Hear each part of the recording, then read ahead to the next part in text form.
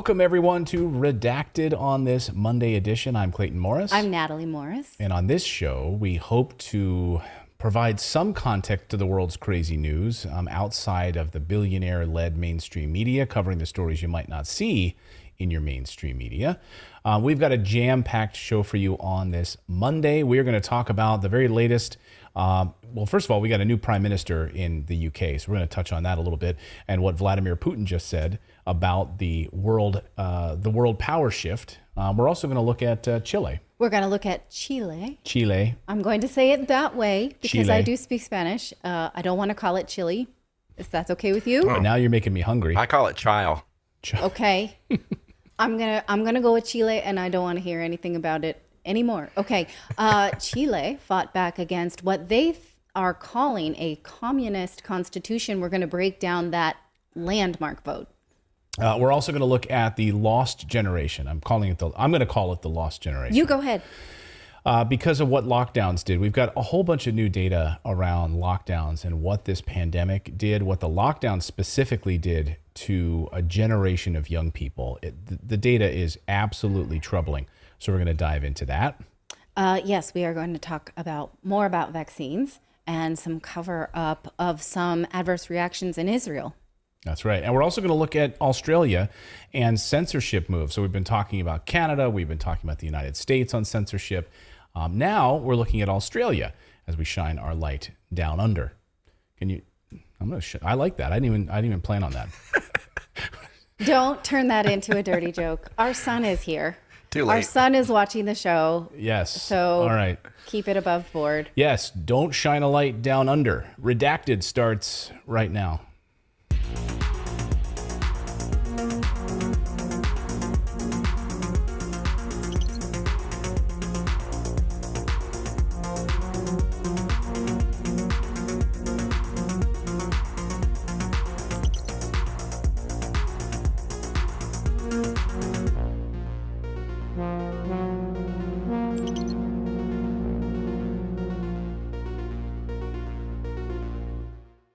Well, thank you for joining us. Happy Labor Day to those of you who had it off in the United States. Now, our son joined us today to watch at least the first part of our broadcast because of this. We have a special landmark. Because of this.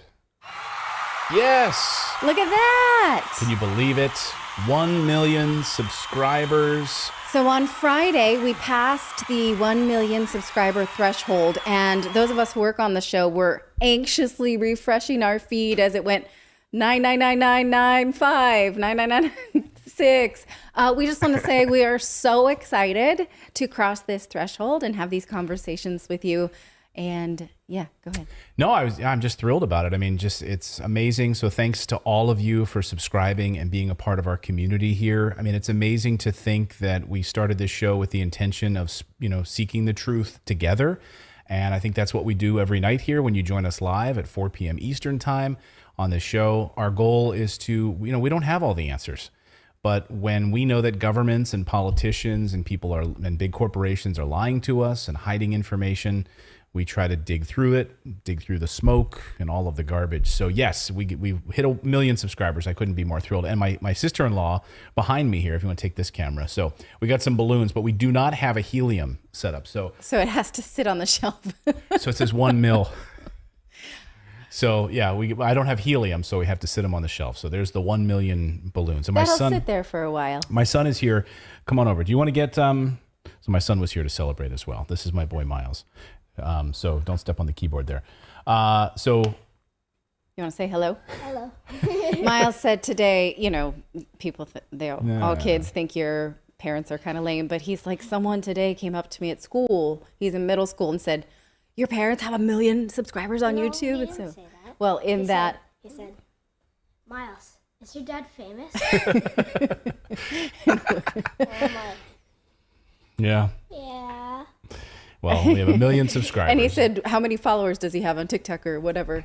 And he's like, 1 million. And he went, what did he say? He goes to his friend, They wouldn't give a rat's ass if I was on CNN, right? Yeah, They would so be like, for CNN, no other what the hell's that? reason, we've got cool points with our kid, and I think that's super cool. So, All right, bedtime, buddy. okay. Good night, Bubba. Love you. Yeah. Bye. That way. Okay, go. Exit stage left. Exit stage left, even. Exit stage left, even. There he goes. Yes. So thank you to everyone. Big celebration here. We're not gonna dwell on it too much, but it's a big moment. I know it's an arbitrary number, but it's thank you to everyone. So thank you, and all of our friends over on Rumble. I noticed we hit a new milestone on Rumble as well. So again, growing everywhere, seeking the truth, and thank you to everyone who is a subscriber of our show. We do have a daily newsletter as well. It's totally free. We publish it Monday through Friday. You can read it while you're drinking your cup of coffee first thing in the morning if you go to redacted.inc. That's the website, and then click on the sign up for newsletter.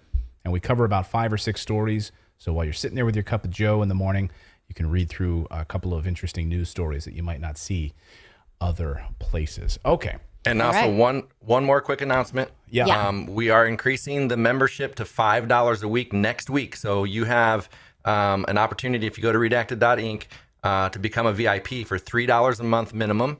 And again, that goes up to $5 next week. So if you get it for $3 right now, you're grandfathered in for as long as you keep your membership. Oh, awesome. Great. Okay. So do that. Yeah, Absolutely do that. All right. We had some breaking news this afternoon, and we wanted to kind of get to this before we dive more deeply into some other news stories today. So, I guess you probably saw what happened in the UK. Well, the UK has a new prime minister this afternoon, Liz Truss, who is ready to drive Britain right into the ground with more sanctions on Russia. Like if you think, oh, maybe this will be a breath of fresh air, right? I love when people are like, hey, we're going to get a woman in there. Then she'll keep us out of wars. It's like people forget about Madeleine Albright and Condoleezza Rice and Hillary Clinton and Angela Merkel and all of these other people, right? So Liz Truss, remember, she's now prime minister. She'll take over officially full day tomorrow. She's the woman who said she's prepared to use nuclear weapons against Russia. When I ask you, would you press the button, you will say yes. But faced with that task, I would feel physically sick. How does that thought make you feel? I think it's an important duty of the Prime Minister. I'm ready to do that.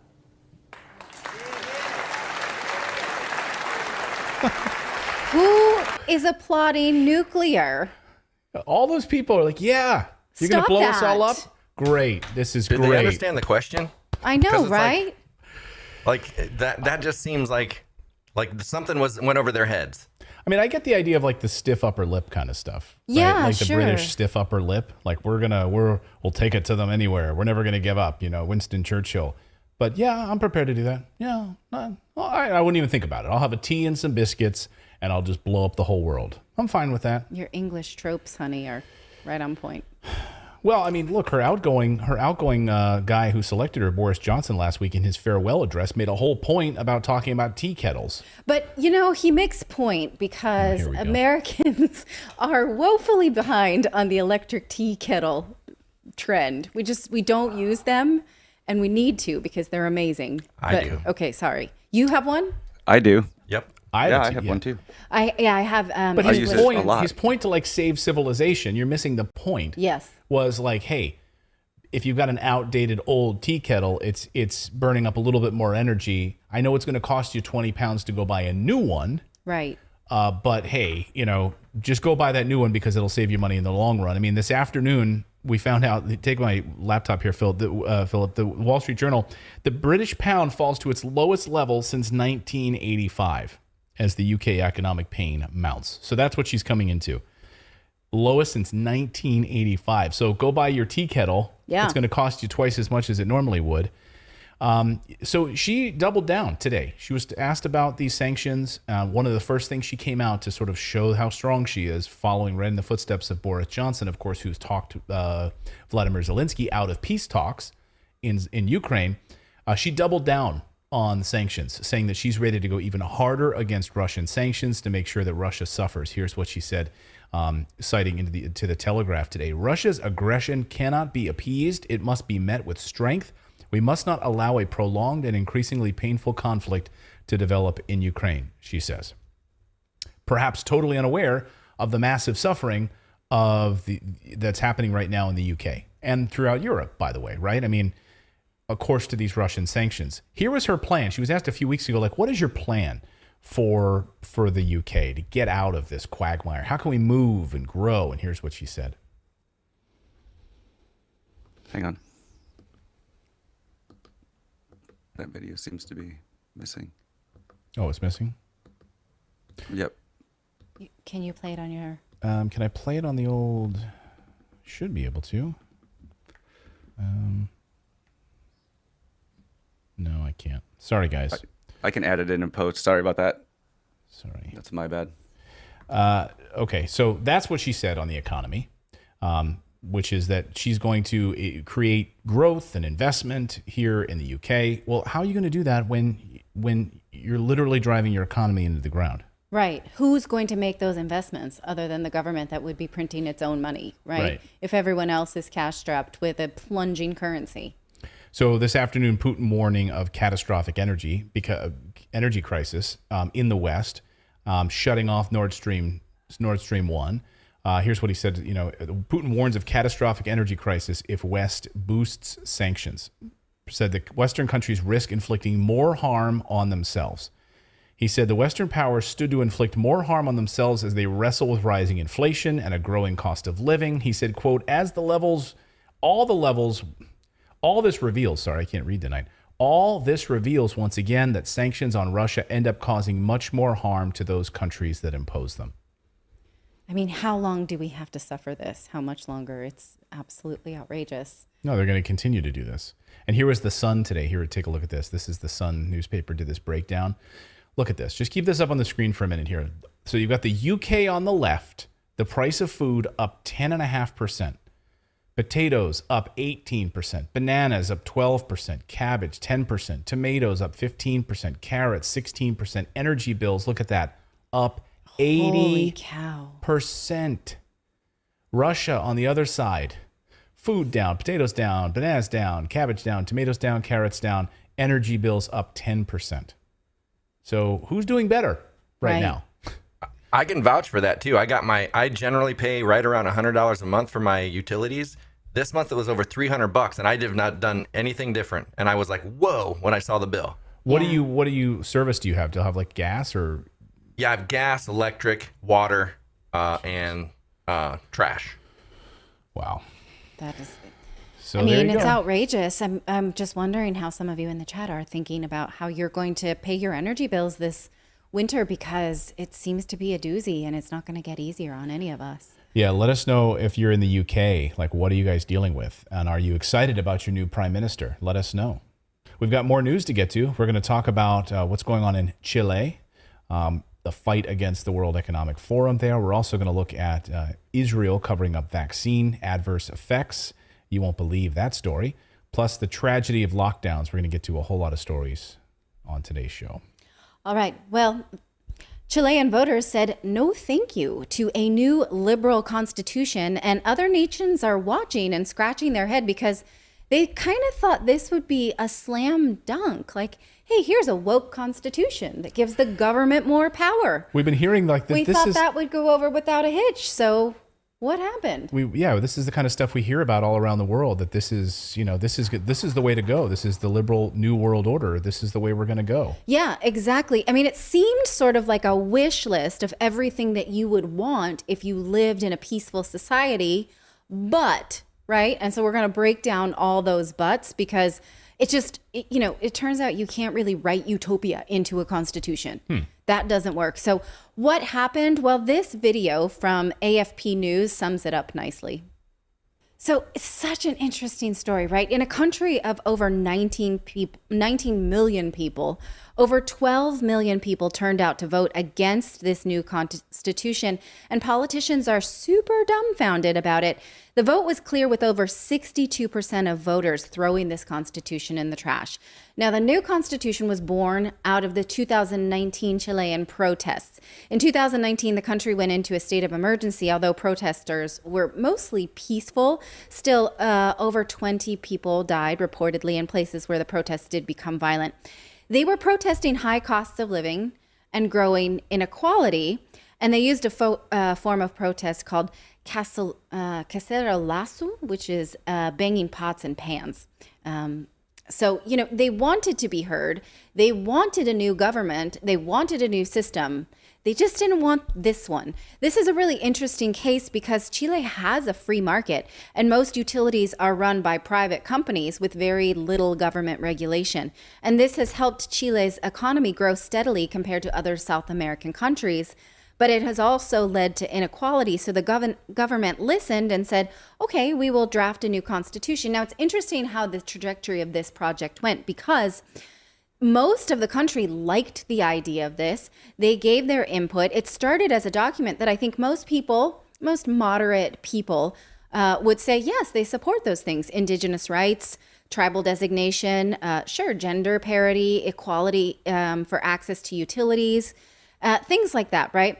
But these are things that, like I would say, most moderate people want this, right? Like you would all agree on something like this. Gender, again, no, I can't imagine you'd find someone who's like, yes, we want women to suffer. Right. Like we want women to not be able to vote. We want women to not be able to drive their cars. Right. Like I think we can all pretty much get behind that. It didn't start as this sort of like super progressive movement, but it just started getting more and more liberal the more people sort of put their hands in the pot, right? Yeah. And for example, in Chile, there is currently no right to abortion, and this constitution did add some rights to abortion, but it didn't say rights for women. It was rights for people who gestate, right? Which is just indicative of how far this has come and how far like they needed to appease a certain voter, or they felt like they did. They certainly didn't, right? People who gestate, not women. Right. And so political scientist Javiera Arce at the University College of London explained it this way to France 24 as to what happened. What happened during the process? Firstly, we vote for new body with new actors of the political system. They were not politicians or professional politicians. They were people from the different social movements like water advocacy or even feminist movement, and they don't have enough experience doing politics, for example. And that for that reason, the process during the constitutional convention was complicated, I think, in some terms, and was complicated to create positions or to create conjunctions between the different parts or the different representatives. Right, so what do I hear from this? We had a pretty good plan, and then social special interest groups came in and mucked it up. Right. Right. Because she says it was hard for some of you to understand. It was hard for me to understand. But she had there was all these different social groups. You had feminists. You had water conservation groups. Yes. You had a bunch of all sort of disparate groups, which, by the way, are in many ways, we'll talk about it later when you're done here. But this they're all sort of being driven by the World Economic Forum and this agenda, these social pushes by the World Economic Forum. And so they're being pushed, but they don't really have any sort of political center. They don't have any political party that's going to marshal these forces. Sure. I think if you're going to start to write a constitution or have any input on a constitution, you should study jurisprudence, right? Mm-hmm. Minimum for writing a constitution. So you should not be taking input from people who are just sort of special interest in terms of various disparate groups, right? I mean, they should look at the United States, how we put together laws in the United States, right? It's all special interests. And that's how these laws, and they're an absolute mess. Look at Obamacare. It was literally just an amalgamation, taking cookie dough and sticking it all together with all of these different special interests. And then it ended up being a giant pile of garbage. Right. And so I think that most Chileans liked the idea of this. And then as the document came together, which the final document that was actually voted on was not finalized until July, they were like, no, this is not what we asked for. Now, maybe this would have worked had the pandemic not just happened, but it did. And after what we've collectively been through, Who in their right mind would vote for a document that gives more power to any government, no matter how well liked they are? And that's exactly what this Constitution was about to do, because it was going to take certain utilities, water, for instance. Now, Chile is in a bad drought. And it was going to say, look, we can't have only the wealthy people buying up water rights. We need to distribute this to everybody. And so, it had no backing of the business community that has been profiting nicely off of water rights and that kind of thing. Well, obviously, without the business community support, this was going to be suppressed, obviously. But again, the idea, I don't think anybody really feels like, oh, yes, let big business continue to thrive. We need to keep things, power in their hands. But the alternative here is put everything in the government's hands. And after what we've all been through in the coronavirus pandemic, nobody wants that, right? Right. It's consolidation of power. Again, this is the push. Can I pull this up here? Let me pull up the World Economic Forum's website on Chile. Okay. They've been monitoring and working deeply with Chile to advance this agenda, right? So you can just you can see their whole section here on the inclusive growth in Chile. This is the World Economic Forum's page on Chile. Chile's gender gap, innovation and business sophistication in the energy sector, and mobility, entrepreneurship, corporate governance, education, skills, and learning. So all of these parts of their matrix at the World Economic Forum, right? And then if you want to ask the question, like if you go to Google and say, hey, is the WEF actually hurting Chile? Like their plans here? You have to dig all the way down. You can't even look at the search results are suppressed, as we know from World Economic Forum search results. Scrolling. You can't find anything negative about the World Economic Forum on Chile until you get even down maybe to TechCrunch's article about woke capitalism and how this is their new ideology for their economy in Chile and Argentina. And this is the World Economic Forum's plan for this fourth sector economy, which is woke capitalism, like TechCrunch calls them out about it. Right. Well, it's interesting because Chile is a mining country rather. And if you look, even the Washington Post pointed this out recently, that Chile sits atop the world's largest lithium reserves. Mm-hmm. It produced about 25% of the world's commercial supply in 2020. And that's the reason that Western governments actually were like, we don't really need more government interest in terms of mining these reserves. We like dealing with private companies. So it's interesting that the Western influences were against this constitution, right? And I think, is this a template for other countries to realize, oh, we can't just make a document, that is well-intentioned and then sort of shove in our own political fluff, have politicians shove in what they want, much like most of the COVID relief packages that we got in the United States. Like, here's a little stimulus, but mostly this is stuff for my friends, right? Chileans sort of saw right through that. They liked the idea of this, but they were able to say, but no, this is a shift in power that we are not prepared for. There was a lot there that, for instance, they wanted to start an entire indigenous community, indigenous spaces with separate indigenous laws, much like what we already have in the United States, which would defer to Chilean courts if there were, if there was any conflict. And people just didn't really understand it and didn't want that and didn't seem to like that idea.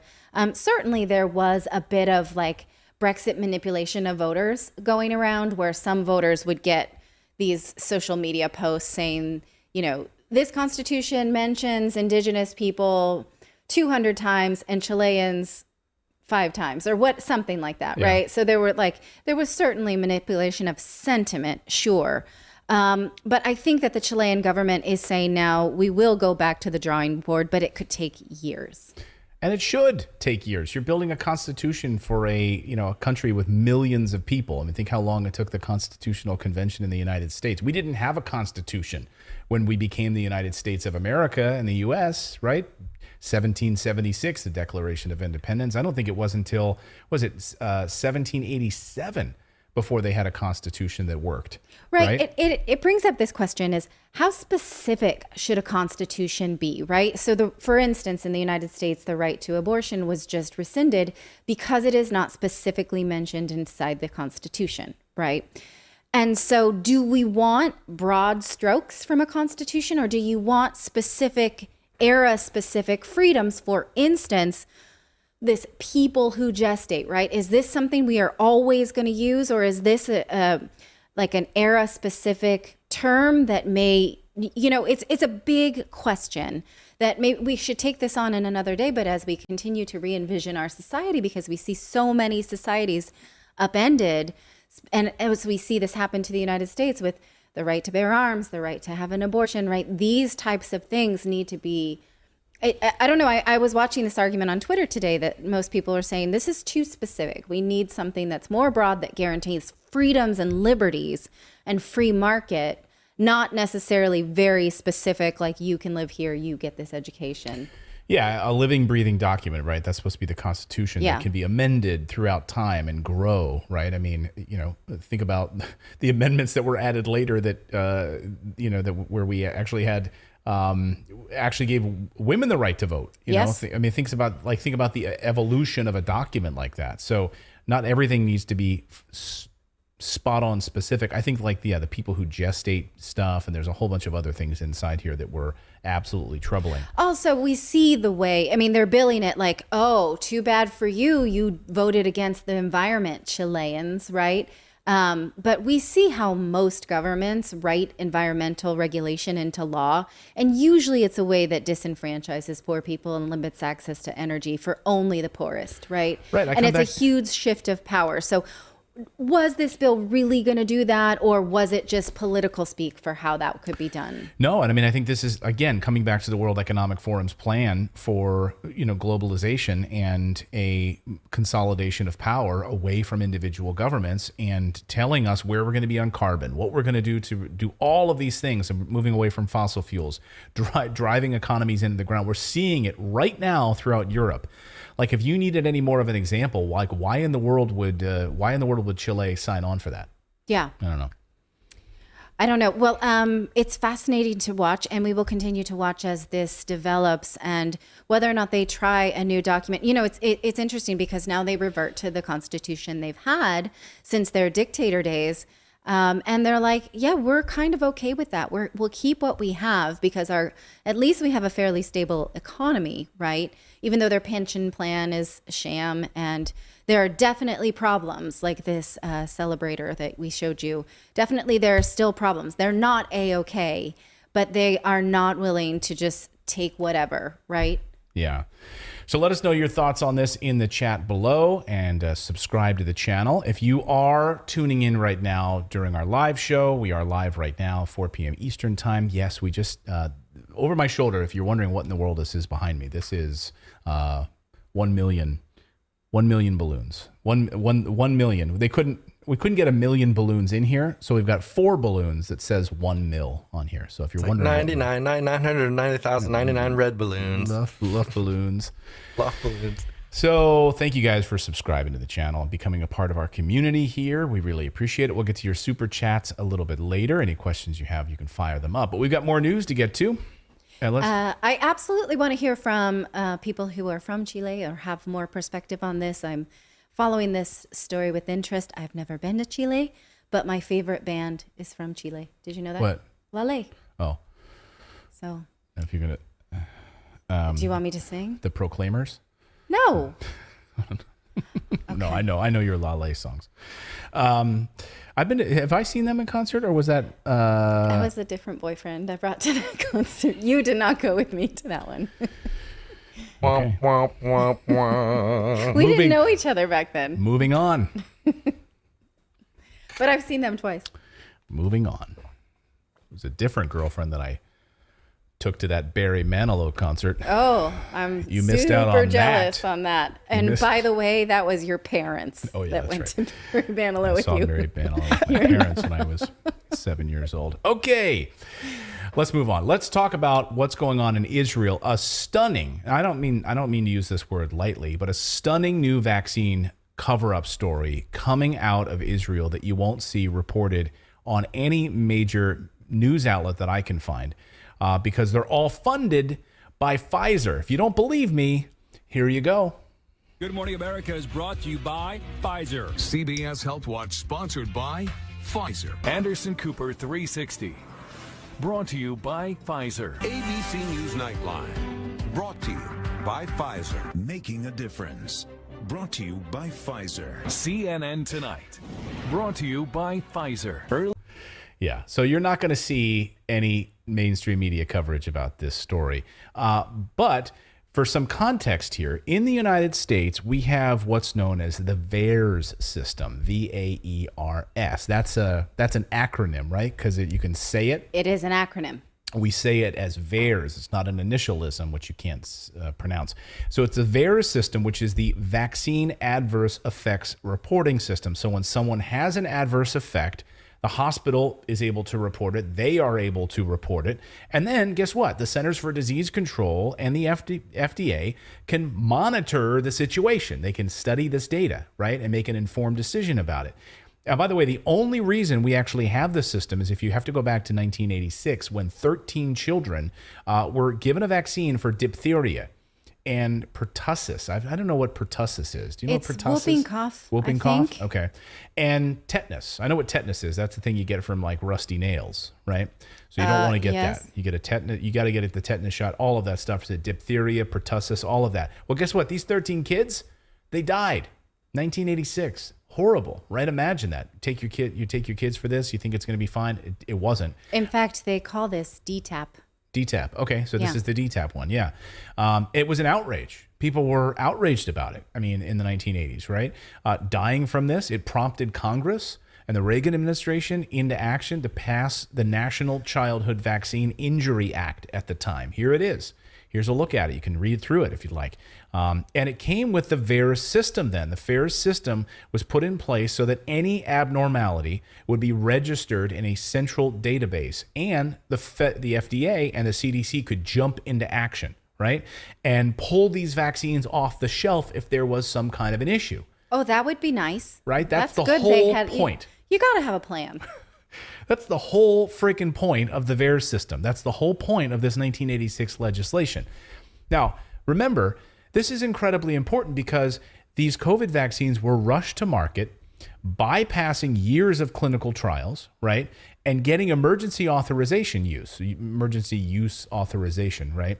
So in the absence of any long-term clinical trials, we're basically relying then on real world usage. It's almost like when, I hate to say it like this, but it's true, but like when Apple has their now public beta for like new iOS, they roll it out. They've been testing their new software for a while, but not until they really get it out into millions of people's hands do they find like a lot of problems with it, right? So because we don't have clinical trials of years of data, which you should normally, and because these bypassed all of those long-winded clinical trials, which would maybe prove efficacy and safety, we now have to rely on the VAERS system for that, which is sad. We're like using human guinea pigs, basically. Well, So and for also, as Peter McCullough and them have pointed out, the VAERS system, they said you're lucky if you're getting 1 to 2% reported because it takes 45 minutes to an hour to fill it out, and it's a very complex thing, and you have to be able to answer certain questions that most people can't answer. So it's a very complex system. Thank you for saying that, Yeah. because I just want to put a pin in what David just said there about just that's very, very important what he just said. So hold on to that little thought like a balloon. Just hold on to it because we're going to come back to what he just said. This is incredibly important. So in the absence of these long-winded trials, we have to rely on these VAERS reporting of these vaccines, right? So for instance, when blood clots suddenly showed up, remember this? They suddenly started showing up for people that took the AstraZeneca shot. Mm-hmm. So what happened? Do you guys remember what happened? Well, what happened was that suddenly with the COVID jabs, reports were submitted to the VAERS system that led to the additional scrutiny. They started looking more closely at it. And guess what? Then it was taken off the shelf. Yes, AstraZeneca's shot was taken off the shelf. It was suspended. And countries around the world took it off, started reporting as problems and took it off the shelf. So because these doctors and pharmaceutical companies, because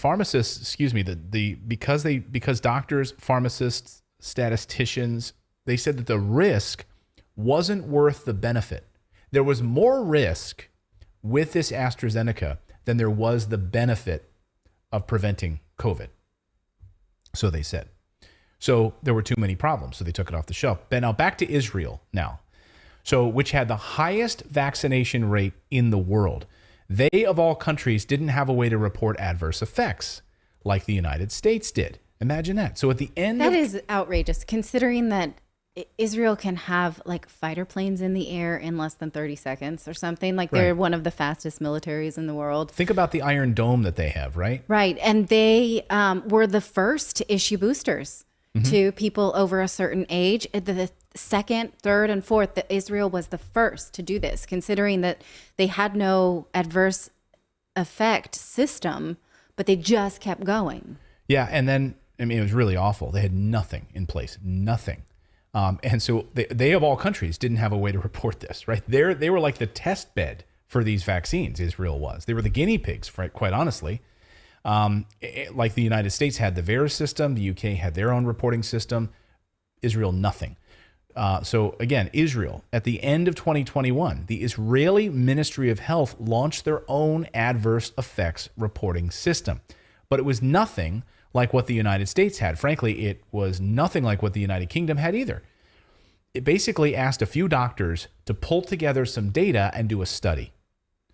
So they decided that they were going to start studying adverse effects at hospitals across Israel starting in December of 2021. Now, just think about that for a second. That data, they were only given 6 months to look at. So from December until May, they were just going to look at 6 months of data. Okay. From 2021 into 2022. We are currently in 2022 right now. No, it doesn't feel like it. Who knows where we are anymore. But that means that they missed an entire year in 2021 of data. The most important year of data, right? When everyone was being vaccinated. Because when did these things start? They started in what, December? December of 2020. Yeah. So put a pin in that for a moment, right? So they wrap up their study in May of this year in Israel. And then months go by, and then the Israeli people start asking questions. You know, in Israel, like, what's going on here? What's going on? Where is the findings of this 6-month report? What's happening with this? Why are you hiding this from us? Like, the report wrapped up 2 months ago. What's going on here? Then finally, on August 2nd, they released, just a month ago, the Israeli Ministry of Health finally releases their report on these adverse events. Remember, this is the report from December through May. Here is that report. Now, I know you don't read Hebrew, but the report was out. And it basically said, nothing to see here. Don't worry, nothing here. Nothing to hear, worry about. There's no adverse effects. Nothing really pertaining at all, so you don't really have to worry about this. Well, guess what? A newly leaked video. Don't you love newly leaked videos? Yes, I do. They give us so much to talk about on this show. I'm wondering, like, when are we going to get past the era where we have, like, newly leaked videos? You know, like, are people going to get so used to the fact that always things are being recorded and that it's going to leak out, like, that we won't get that kind of reporting anymore? Yeah. You know? But for now, we had a bunch of doctors on a Zoom call, and this Zoom meeting, they were meeting about this report. So all the doctors got together in June to present their findings. And they're on this Zoom call going over it. They were meeting to discuss all of the data that they've been analyzing. In fact, the doctors who were hired by the Ministry of Health to carry out the study found all kinds of problems. In fact, they found more problems than Pfizer had found in its own trials. More than Pfizer, which also, by the way, was keeping it quiet and covered up until we got court documents that forced them and to show us what was going on with these vaccines, right? So the exact opposite was later printed in this report. They found more problems than what Pfizer found, a whole laundry list of issues, and then the report that was printed mentioned none of it. So shocking. What you're about to see was first covered by Neil Oliver over at GB News. They got their hands on a Zoom meeting with the leaked video. It took place in June between Israeli Ministry of Health officials and the doctors with this research. Now, Professor Retzef Levy says that these doctors found some horrible things in their research.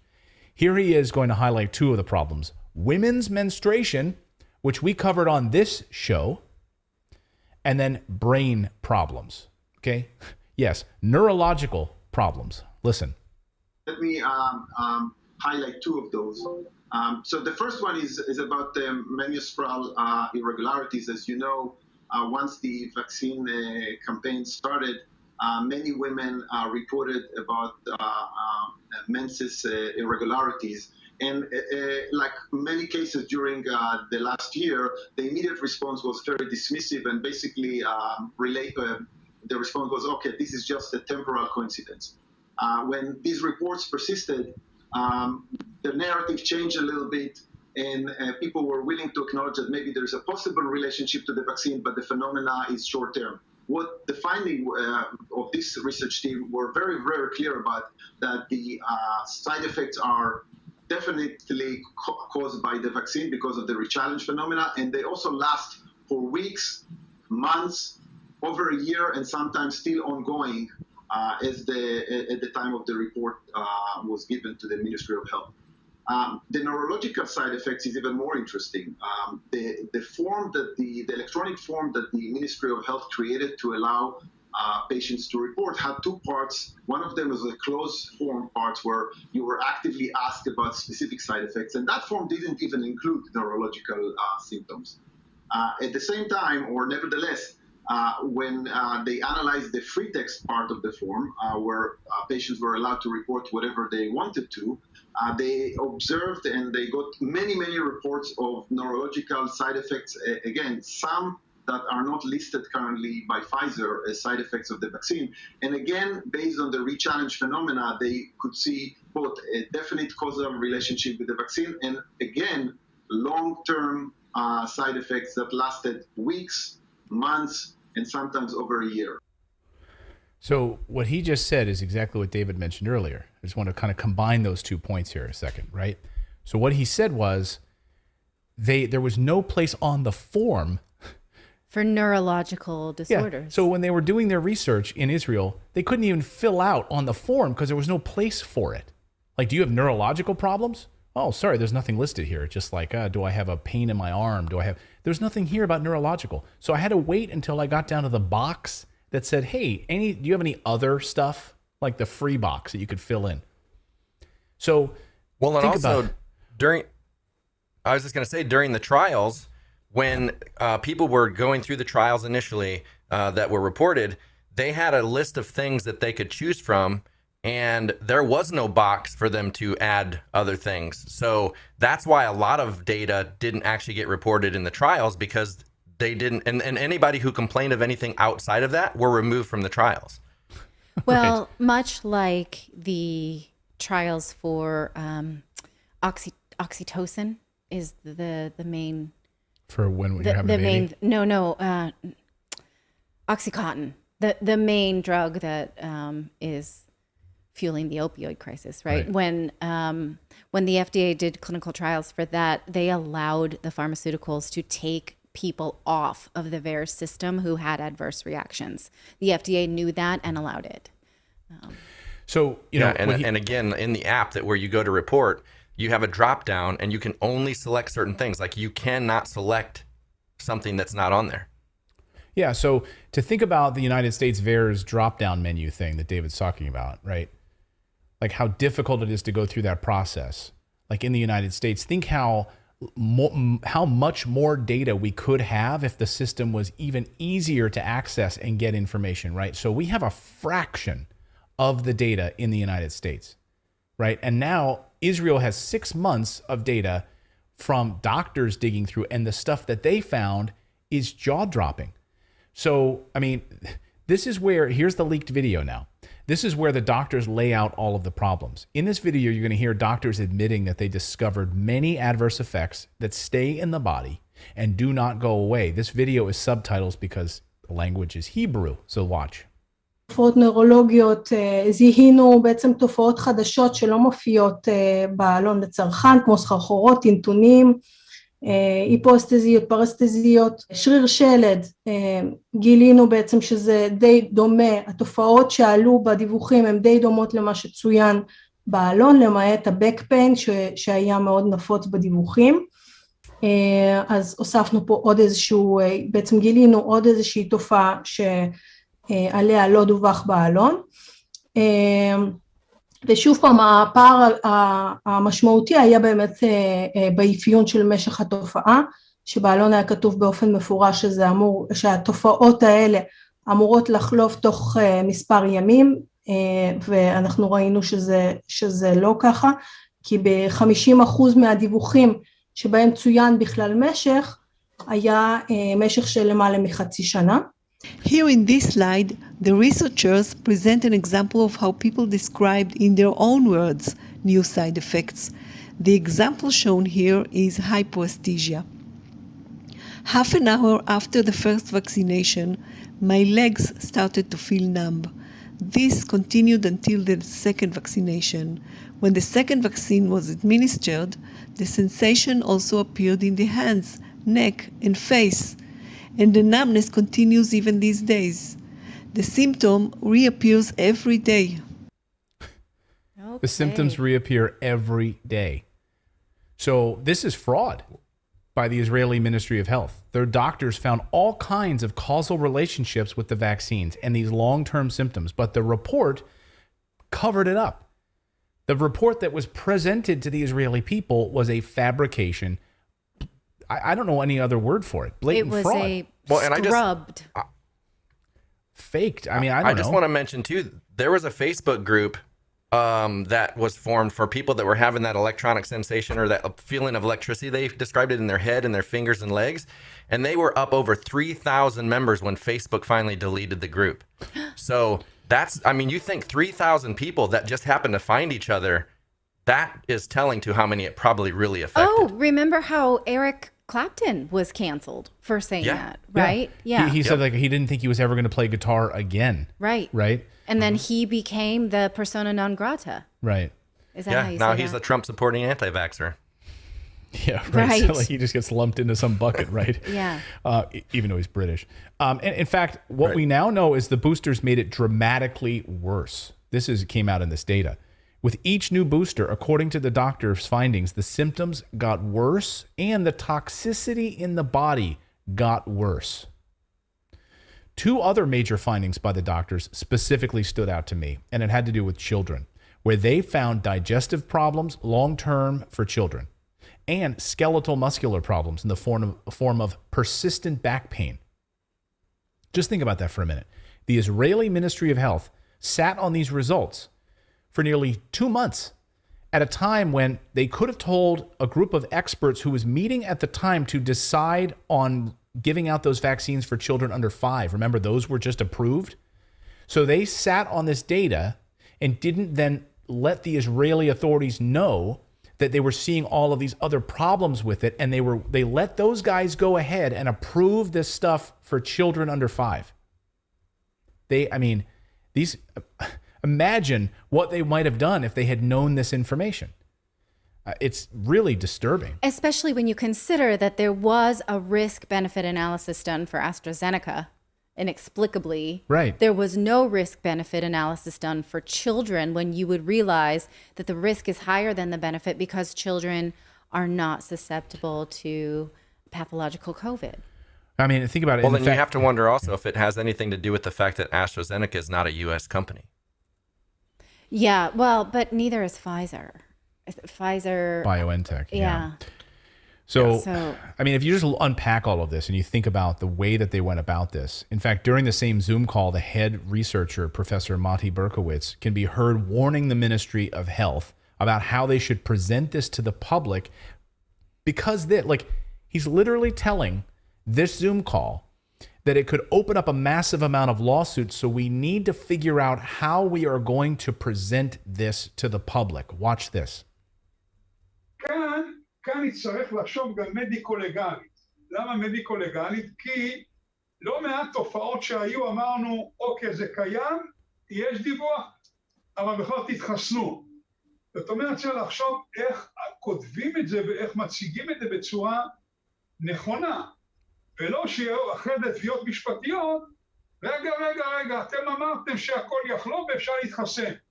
והנה עכשיו תראו מה קרה לי.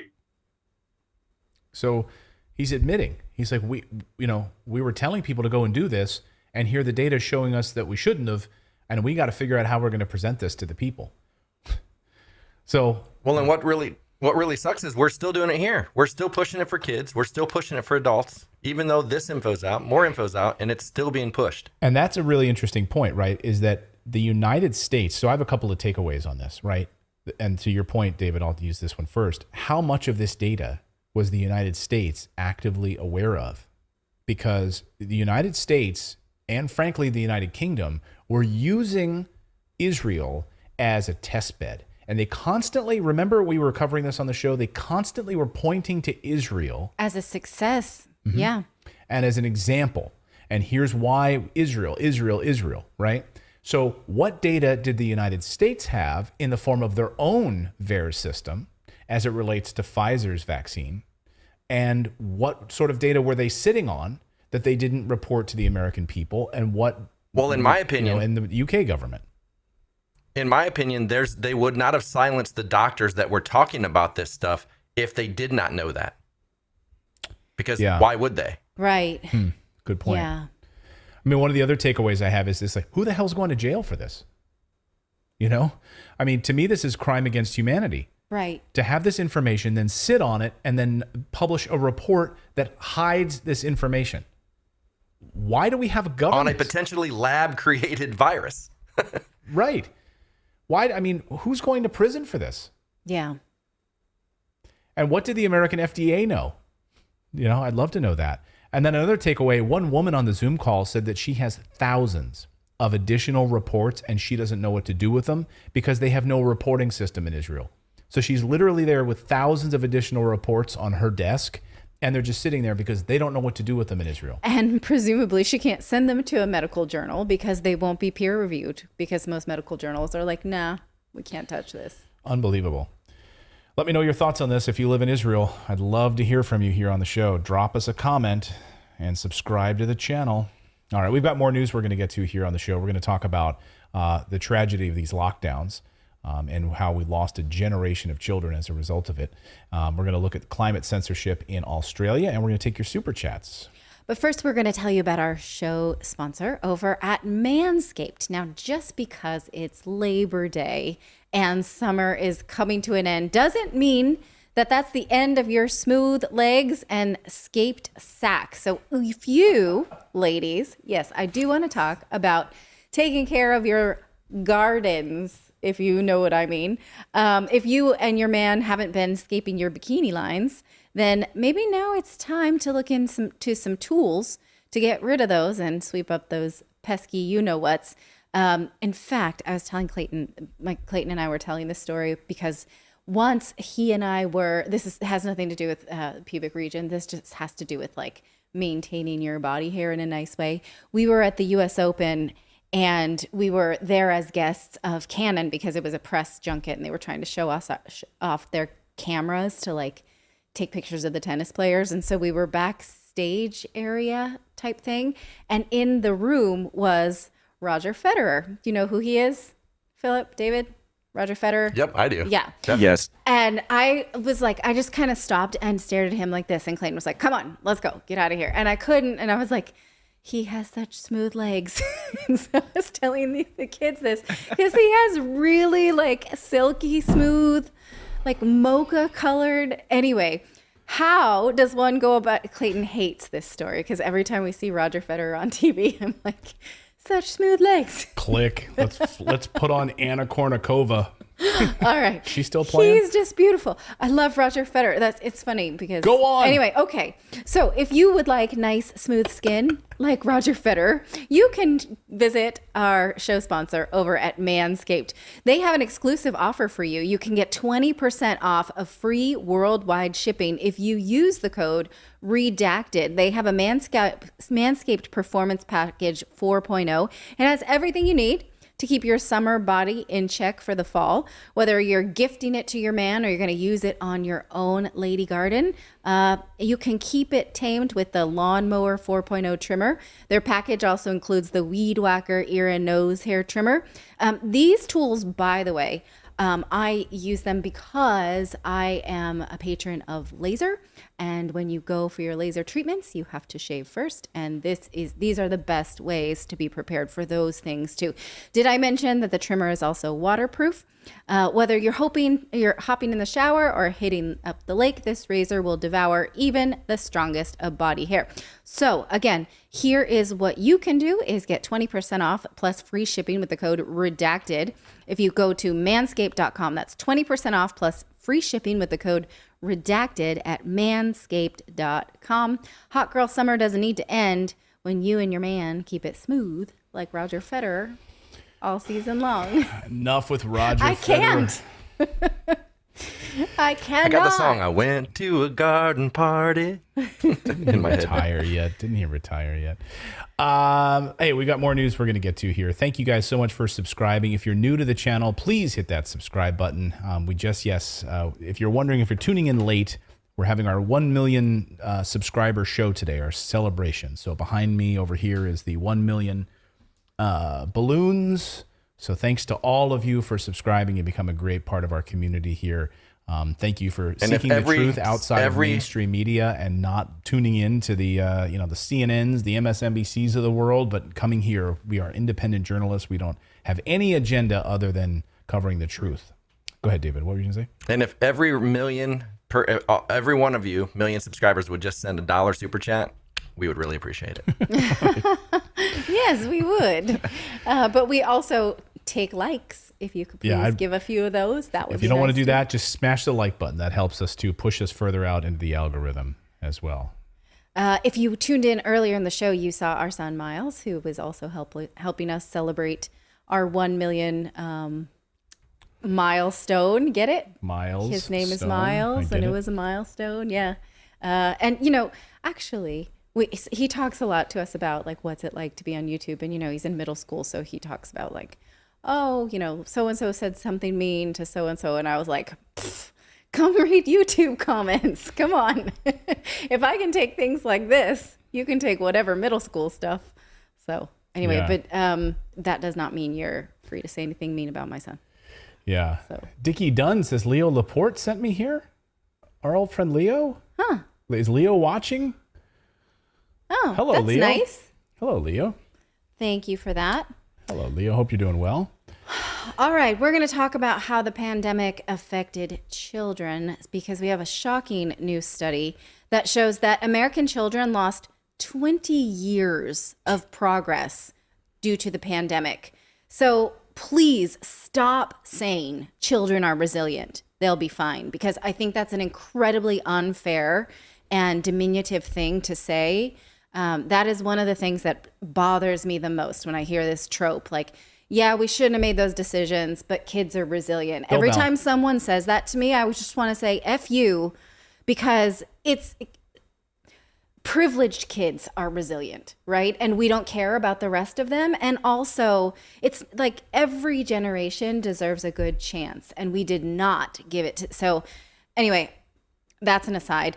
Let's go through the numbers, because of course, early in the pandemic, we knew that children were not as susceptible to pathological COVID as the elderly population, but we decided to sacrifice their lives anyway, right? We took them from their friends. We took them from their teachers. We took them from their playgrounds. Right, and wrapped tape around. That was the thing that really chapped my ass. I would walk, of course, from the schools, but just like the little things, like the innocence of childhood, like going by a park and seeing like police tape wrapped around a swing set. Yeah. Really? I know. I felt like, what world am I living in that I see this, right? So the new study is from the National Center for Educational Statistics in the U.S. They measured the detrimental impact of the pandemic, and they specifically were looking at 9-year-olds. So they only did this one cross-section, and they found that the average reading scores dropped 9 points. So take a look at this chart. This is where children were testing. You see the first one in the 70s. And so this is years, right? And so in 2020, students are averaging about 215 on these scores, which has not been measured since the early 90s, right? Look at the next. So that's a drop in 5 points since 2020 and a drop in average to hit the 90s. Look at the math scores. This is the first time math scores have ever dropped, actually. They have always been on the upward trajectory, and they dropped by 7 points, again, taking us all the way back to the 90s. Now, obviously, these are not the same children testing, right? This is saying that teachers cannot get their 9-year-olds to test this high anymore on average, as if all of the progress in educational science has been erased, has been lost. Well, think about it, right? When you took, especially kids who didn't have internet access, it was, and then rich kids or wealthy families that actually had money to have, high-speed internet, that could do Zoom calls, yeah, that could actually had some childcare that could take care of their kids who were there at the time, and be able to provide for them and make sure and marshal these kids into this room, get on the internet, go to your class, etc. But then we had 12 million kids in the United States that had no internet access. Yeah. And then only a fraction of them, we've covered this on the show a long time ago, David, remember where they would send these people in buses? So they would put a bus out in the parking lot of schools with Wi-Fi and internet hotspots. And the parents would drive into the parking lot and sit adjacent to the bus with their kids in the car while they would do 8 hours of schoolwork on a laptop in the car that the school had then provided on a Wi-Fi hotspot. Think how miserable that is. Well, where do you go to the bathroom? It's unbelievable. Right. Book in the chat, like that screen name says, teachers aren't the same quality either. We are going to talk about the attrition of teachers. But again, it's as if 20 years of educational improvement has not happened, right? And so the report also shows that the lowest performing students had the biggest drops, which means the gap between the highest and the lowest has widened even further when already we were worried about income inequality and educational inequality that was happening before the pandemic. So take a look at how it got worse. These are reading scores, right? So the graph on the left is 2020. It shows you that the highest, the 90th percentile scores were around 267. And the lowest were 164. So you see how short that lever is. But then look at 2022, and you see that the lowest dropped even lower, whereas the 90th percentile, big deal, right? 2 points. That is easy to make up, right? But if a student is dropping from 164, they're super struggling, and they're averaging now 155. Same is true in math. Take a look at the gap here. Students dropping from an average of 191 to 178 in a subject, that takes as much concentration in math is really troubling. How can we ever make it right by these kids? Now, there is some data that indicates that students are slowly rebounding, but middle schoolers are rebounding the slowest. So take a look at these charts. These are math is the blue. Math is the purple and reading is the blue. And look at the age, the grade that students are recovering. 8th graders are still not, 7th and 8th graders are not able to recover what learning loss they had during the pandemic. So the youngest children, we might be able to say this trope that I hate, children are resilient. The youngest seem to be okay, although I do think the kindergartners had a really hard time in their own way. We just are not necessarily assessing their reading and writing at the same way. But this sort of shows that students who have the least amount of time to recover are recovering the slowest. So we may never catch them up, right? They're going to be graduating soon. Right. We hope, right? Well, and then you're going to have countries that have this mess on their hands like this data, and you're going to have countries who did things differently. Right? Yes, and like we will, Sweden, right? Sure. And you're going to have Switzerland. Who was it? The one that didn't do anything?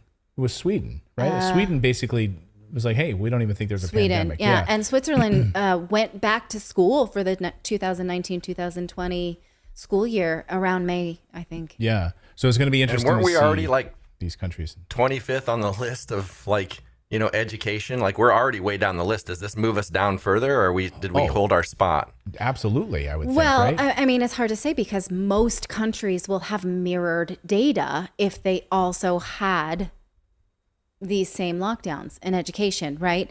The studies don't distinguish between students who stayed virtual and students who went back in the 2020-2021 school year. That was, lockdowns were in the spring semester, and then so many students didn't come back for that next full academic year. But clearly that's going to be telling. It's as if we sort of went from no child left behind, which was super problematic in itself, right, to every child left behind because we just let them, we kicked them all out of school. Yeah. Right? We don't care. So we really missed out. So we really missed out letting the WHO, if you remember back early on, where they were trying to go for a global, every government needs to get on board with doing what we say. We could have generalized this across the globe and had every child everywhere suffer these problems. Sure. Right. Yeah. A universal Well, at setback least to now- the Dark Ages, right? Yeah, at least now the WHO has. Did we give them the power? Did they have that now? Now we have the next time we have to do everything they say. Is that? Well, the United States is has now? certainly voted on that. They're still awaiting universal approval on this. They have a meeting. They had a meeting last week in Togo. They have a meeting upcoming, and they're having meetings throughout the next year for people to vote on whether or not we cede power to them for lockdowns. Again, this is going to happen, guys. They're going to get this power, and they're going to be able to rule sort of with this hegemonic power to tell the Western countries to go into full lockdown again. And surely they care about children. Right. Other countries are seeing the same things happen. In the UK, the National Education Center is reporting that 100,000 children simply dropped off their register, never came back to school. Ghost since children. Lockdowns. That's what they're calling them. Where the heck did they go, right? And can we say about those children that they're resilient, right? Again, you can see I really have a problem with this sort of line of thinking of excusing ourselves from blame by saying children are resilient. Now, what could be said of the teachers who could once get their students to this once average test scores and now cannot? Well, we know that between 40 and 50% of teachers quit within their first 5 years because they find it such a grueling job, because they have to use so much of their own money, right? That is accelerated due to the pandemic. It's happening even faster. And guess what? According to Diane Ravitch, a historian of education, new teachers are less effective than experienced teachers. That stands to reason, right? So we'll get this swarm of new teachers teaching kids that are less adapted to learn. Perfect storm. Right. That's not awesome, right? I picture School of Rock, like Jack Black. Well, let's give them a bit more credit than that, but still, right? I'm just picturing this chaos. That's all I'm saying. I'm sure these teachers, if they've gone through education, they're learning how their early childhood development, master's classes, and all of this. They've spent their time learning how to teach children's brains. Good for them. I couldn't do it. Well, I think in Florida, they're actually bringing in, because I one of the subreddits I read all the time is just teachers. Anyway, there you see a lot of people talking. I think it's in Florida where they're actually just bringing in people that have no education qualification whatsoever to teach classes. Yeah, wow. They're just bringing people. So it's they'll an bring in open call. a brand new person. Yeah, an open call. They'll bring somebody in, and then that person has to go find somebody that has an education degree and be like, okay, well, how do I do this? Yeah. And so actually, Jack Black was a great teacher. That's true. But yeah, that's really troubling. Look, I'm a big supporter of teachers. I think that if, these people like my sister spent years in early childhood development training to how do you work with preschoolers, and to me, it would be chaos. I'd walk in, there'd be 30 preschoolers. I'm like, yeah, let me out of here. They hadn't know how to they're, but just to Well, that's why they're all throw this just out. put them on Ritalin. Then they all just shut up and sit there.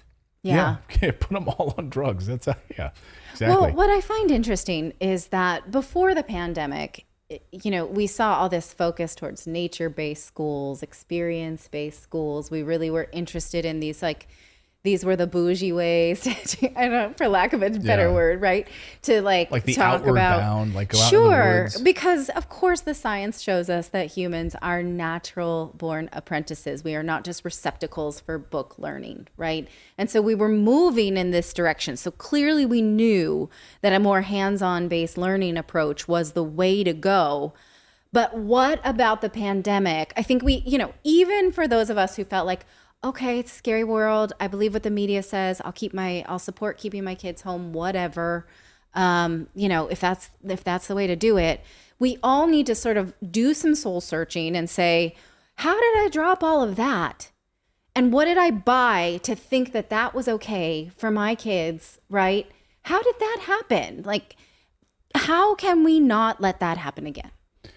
I mean, we don't go into these draconian lockdowns again. When presented with this information about some sort of an illness, we listen to the people who are telling the truth about it. We're listening to the doctors and the researchers who had the information about this. Yes. Who were instead they were blacked out. They were blocked on social media. They were kept from having meetings at the White House. Sure. They were all on and on and on. And because you have this unelected, powerful body in the World Economic Forum and the World Health Organization running the show, this is what we get. Yeah. So we have to stand up. And I think, you have some of these countries that are saying no way, like Brazil standing up to this, countries in Africa saying, no, we don't want the World Health Organization telling us what to do with our people. Yeah. So it's going to come down to the people. We have to rise up. We have to stand strong and make sure that we don't cede power to these people. Because a lot of legislation, on the environment, legislation for, all kinds of things, usually it's the poorest, and the poorest that are hurt the most. And that is absolutely the case right now. And this will create greater inequality in the world and greater social problems. And in this ghost children story, Phil, if you want to take this, the nearly 100,000 ghost children, meaning that these underprivileged, disadvantaged areas have entire classes worth of pupils that are missing in the UK, just gone. And so what are they doing? They go kind of highlight in this piece where they're actually showing, they're setting up these support buses and they're like kind of pulling up and they're hoping like the kids will kind of get on them.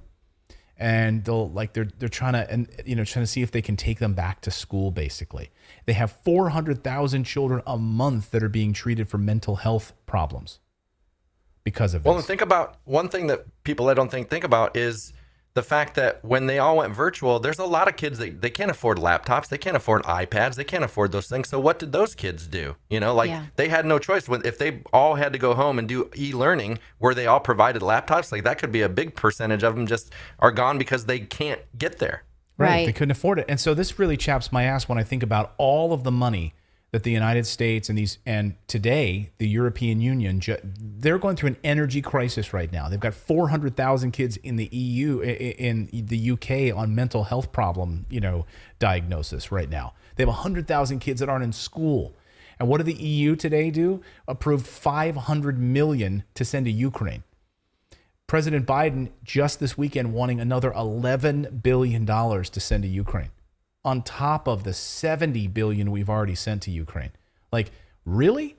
We have an education crisis now because of a lockdown, a man-made lockdown, and we can't figure out a way to, community outreach, set up tutoring, whatever. We're going to be generations behind. And, some of the strongest predictors of educational success a lot of times are parental involvement, right? It's parents that get kids to school on time, rested, fed, prepared, all of those things. And as our own society, as adult living gets harder and harder because we can't afford gas, because we can't afford the bills, because it's going to be too cold, right? We won't be able to afford the right kinds of food that is conducive to a learning environment.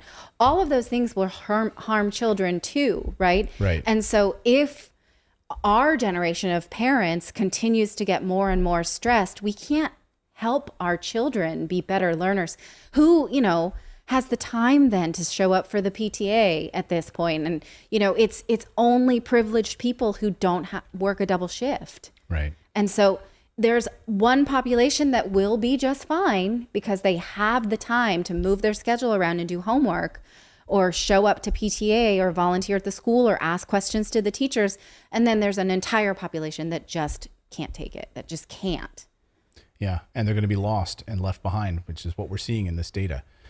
Let us know your thoughts on this in the chat below. We appreciate your comments. We try to read all of them as we scroll through them. So thank you so much for all of your feedback on this. We've got more news to get to. We're going to look at what's going on with censoring and climate censorship in Australia. Plus, we're going to take your super chats before we get you out of here. So before we get there, though, let me tell you about our friends over at Moomoo. If you'd like to get 13 free stocks valued up to $32,000 right now, just by opening up a free trading account, you can do that. And they've extended this offer for the 13 free stocks until the end of September. So grab it before it's gone. Moomoo is a NASDAQ company with a market value of $6 billion and a global user base with 18 million people. You can trade stocks and crypto and build up your financial intelligence with their amazing learning platform. The account is free to open, and then you qualify for these free additional bonuses when you make your first deposit in your Moomoo account. Remember, you're not spending the money.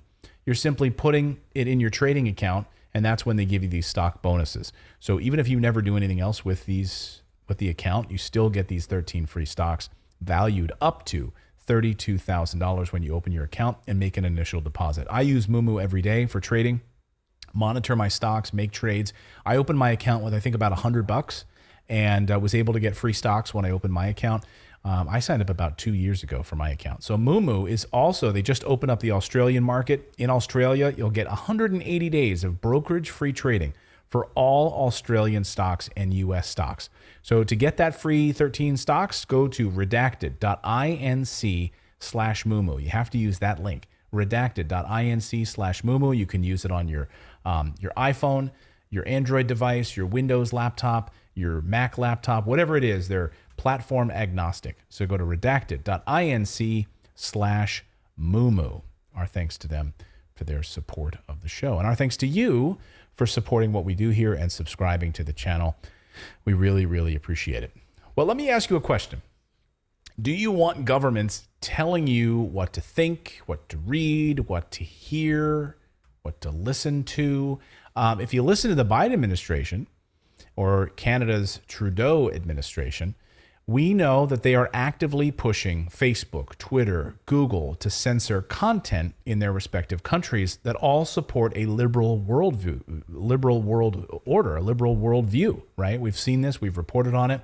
Don't believe me? Just ask Mark Zuckerberg, who, when warned about the Hunter Biden laptop story, said this. Watch. The FBI, I think, basically came to us, some folks on our team, and was like, hey, just so you know, like, you should be on high alert. There was we thought that there was a lot of Russian propaganda in the 2016 election. We have it on notice that basically there's about to be some kind of dump of that's similar to that. So just be vigilant. I mean, the fact checkers looked into it. No one was able to say it was false. Yeah, and it wasn't just after the fact. At the time, the New York Post confirmed it was true, but the FBI, the Biden administration, came to him and said, don't run the story, basically suppress it, right? Now Congress is actually asking Mark Zuckerberg for some information. They want to see Facebook's communication with the FBI. So we'll see if we get any of that. It'll be interesting. Last week, it was revealed that the Biden administration asked Twitter to remove a bunch of Dr. Fauci's parody accounts. I love this. I love literally the Biden administration is worried about Fauci parody accounts on Twitter. Is that the role of the federal government, to censor satire? Like, are they going to go after The Onion and what is it, Babylon Bee next? Like, well, they already did. They already did go after the Babylon Bee. Yeah, I forgot about it. They censored a comedy account. Like, this is where we're at, right? That's the plain. That's so that's plain censorship of speech. Former Biden propagandist Jen Psaki told us all of this is a matter of life and death. Remember this? We believe that all of us, social media companies, platforms, where a lot of this misinformation travels, the media, state and local officials, it's important for everybody to step up. And certainly the pushback against disinformation, information that is, literally a matter of life and death, is something that is going to be a continued focus of this administration. You are right that obviously decisions to regulate or hold to account Any platform would certainly be a policy decision, but in the interim, we're going to continue to call out disinformation and call out where that information travels. Does the president have plans to speak with Mark Zuckerberg at all about this? There's no plans that I'm aware of. Go ahead. Oh, yeah, not that I'm aware of, but of course. Our people will. Our people will. He's not going to call him. He's not. He doesn't know where he is. But our team will call and make sure that they take down parody accounts of Dr. Fauci and other misinformation, disinformation. Trudeau's government. Yeah, remember how people freaked out about that video of Nancy Pelosi talking slow, like somebody slowed it down like she was drunk, and she completely flipped out, and they got that removed? Oh, yeah. So just call up your friends in the Biden team. Joe won't call, but somebody else will. Maybe it's Jean-Pierre. She'll call. Well, meanwhile, Trudeau's government, we learned today, is fast-tracking its online censorship bill. You could be fined up to $70,000 by the Canadian government if you say things that are harmful or what they deem as harmful. Now Australia is pushing Google and Facebook to do the very same thing. This time around, climate change. So as Reclaim the Net reports, Australian Academy of Science demands social media platforms ban climate misinformation. The Australian Academy of Science is getting in on the action with this. Now they aren't technically part of the government, but of course it's a gray area, right? Because they operate with grants from the Australian government. I guess you could say the same thing of like NPR, right? And they also run on the endorsement of the Australian government. And here's what it says on their website. The Australian Academy of Science provides independent, authoritative, and influential scientific advice, promotes international scientific engagement, builds public awareness and understanding of science, and champions, celebrates, and supports excellence in Australian science. So they provide independent, authoritative. Okay, are they really independent when they're getting their money from the government? It tells you what to do and who to approve. So in a public submission, here's what the Reclaim the Net says. In a public submission to tech giants in the 2022 review of the Australian Code of Practice of Misinformation and Disinformation, the Australian Academy of Science and the Australian Academy of Technology and Engineering called on online platforms to crack down on climate denial misinformation. Okay, that's a ridiculous graphic that you chose for that. I chose Paul Hogan, Crocodile Dundee. Yeah. Because I thought he would say, like, that's not a knife. This is a knife. This is a knife. That's not a knife.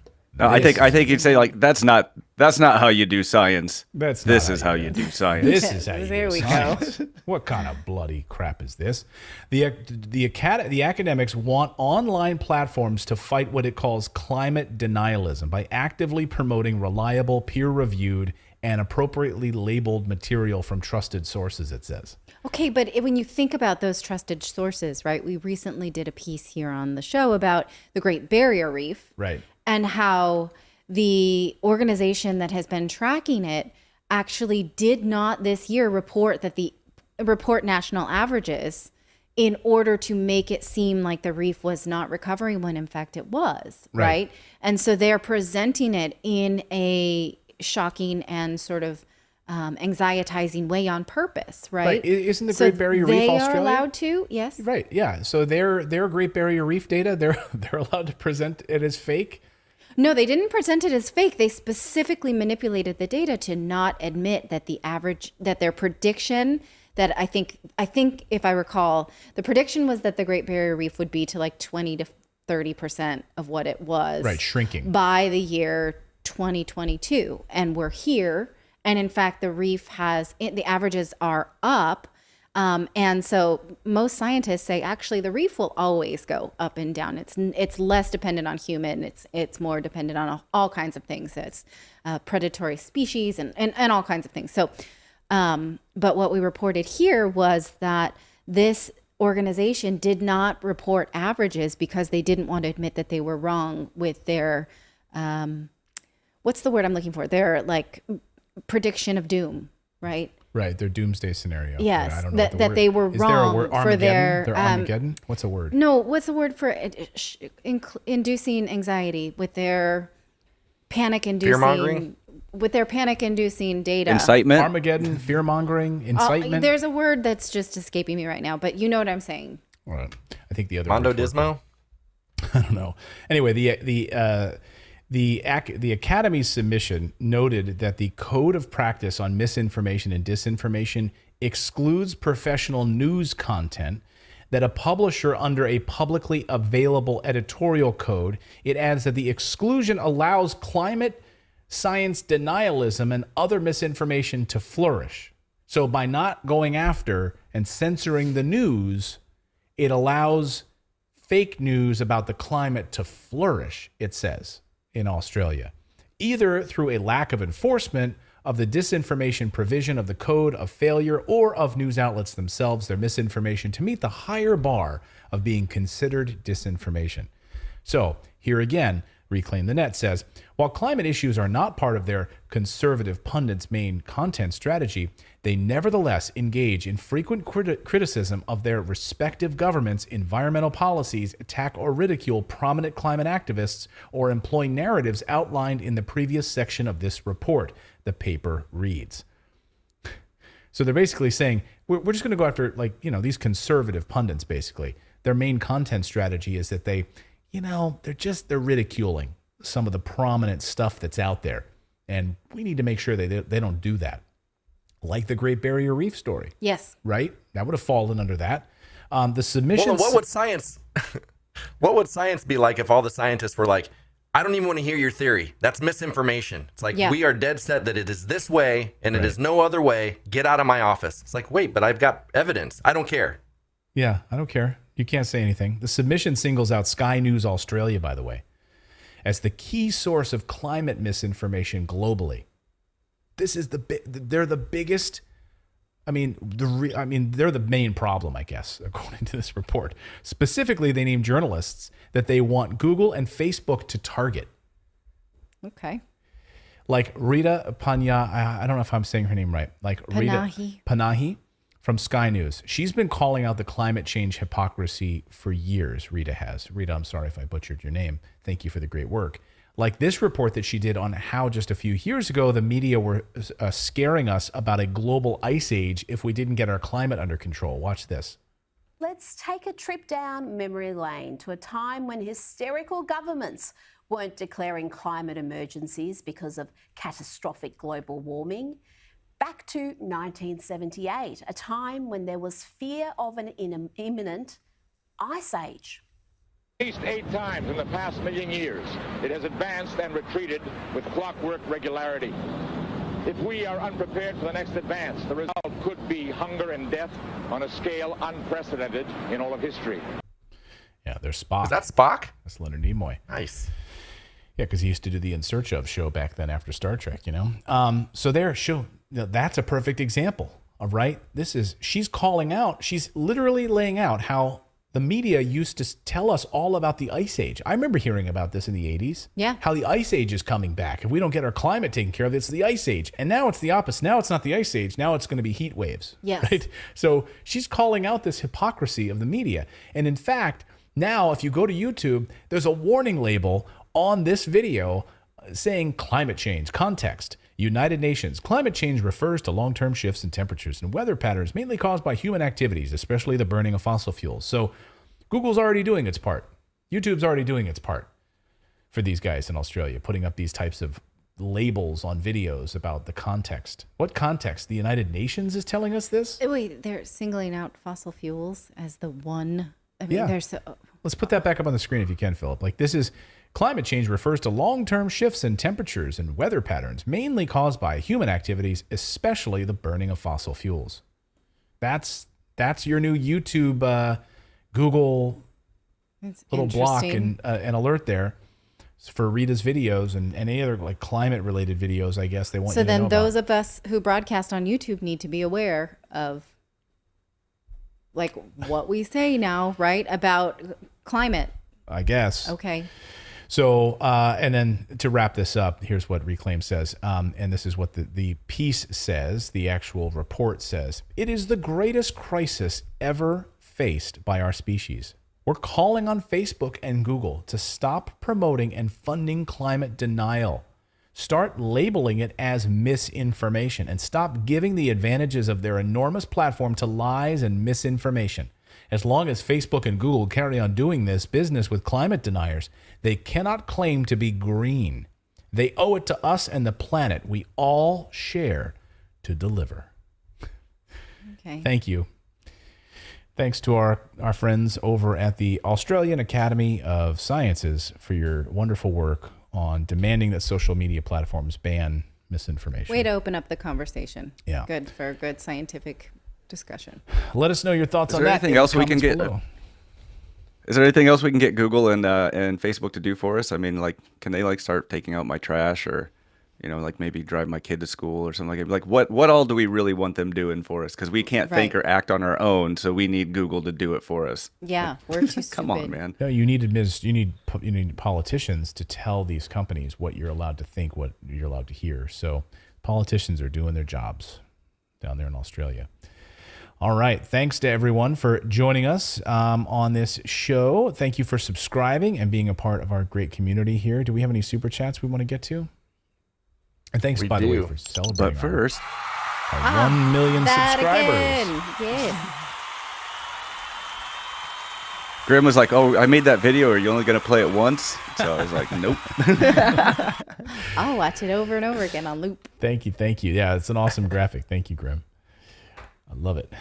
Okay, we got Alexandra G. Congratulations for 1 million subs. Longtime fan here. I was so naive about our government and mainstream media until March of 2020 when I found your channel. Thanks for bringing what's done in the dark to the light. That is a great way to say it. Thank you so much. Thank you. Really appreciate that. Liberty's Secret Sauce. Why is no one talking about illegal immigration and its effects on illegal immigration, especially on the long term? We haven't had any immigration segments lately, but yeah. Thank you for letting us know that you are interested, and we will continue to cover those things. Yeah, thank you. Hans Wolf, congrats on 1 million. Redacted fam, please further explain the $3 grandfather deal, also retroactive order to Rumble, or it's at a logical nightmare to do so. So logistical nightmare. No, so basically over on Locals, we have the membership. If you go to Redacted Inc., you'll see the Become a VIP, where you get extra content. Like we do some of the Redacted conversations, you get extended content and stuff, and then like a Friday live stream or whatever. But it's currently, the minimum is $3 a month. You can set that to whatever you want, but currently it's $3. It's going to $5 minimum next month. So if you just go there and become a member, you can do one-time donations, you can do monthly, whatever. There's so many options, but the minimum right now is $3. So that's going to go up, and you'll be grandfathered in if you go $3 for the life of your membership. And then we got Rhonda Adams, Yukana Bell, and Robert Humphreys with super stickers, plus CJ Ping. Thank you. Thank you. Matthew Stusser. Could Trump break the two-party system if he ran as third party? Well, let me give you my thoughts on that real quick. I don't know. I mean, the United States of America has never had a successful third-party candidate, ever. And the only one that even came close was Theodore Roosevelt, who was a hugely successful president as a Republican and then left office after 2 terms, right?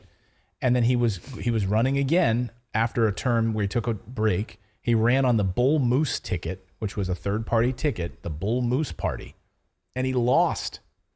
Theodore Roosevelt, who's on Mount Rushmore, lost. And he's my favorite president, by the way, Theodore Roosevelt. And so I don't know if Trump could do it. Maybe he could finally be the person to do it. Ross Perot got awfully close. He was the closest since then. So who knows? Sneaky Fox Jr. Scientists are now finding out that the Mayan prediction for 2012 was not so much a prediction as it was a suggestion. And then we got Dark Drunganov, JM, Ricardo Cisneros, Linda Uzi, Booth NZ, Oscar, Cal Zahoun, and Trish with stickers. Thank you so much. Thank you very much. Hero says, my F identifies as an A. Does that mean I am passing? Oh, that's funny. Sure. M Cats with 2 says, congrats on the 1 million subs. Way to go. And then the second one is, it feels like I woke up in a parallel universe. I don't recognize this world. Crazy. I know. Yeah. It does feel that way too. And then the last one is Trudy Weber with a super sticker. Thank you. That's it. We just got one from Wulawulos. Says, can you talk about the Pact of Princeton and the strategies of the Marxists to transform Latin America into the USSR? don't know enough about it to talk about it at the end of our show here, but definitely look into it. May have some content around it in the future. I was gonna say, like, do you have a minute? Because that's like a. Can you tell me about war and peace and your thoughts? And then we got another one from Liberty Secret Sauce that says effects on inflation, and then Name said, give Norway, U.S. Democrats relationship more light. Okay. Will do. And Chris Chamberlain with a super sticker. Thank you for all of your great feedback. Thank you so much to all of our subscribers, to our million subscribers. Really, really appreciate it. Much love to all of you. We are live here every day at 4 p.m. Eastern time, so we'll see you back here tomorrow. To all of our 1 million subscribers and more, have a great night, everyone. Thank you, everybody.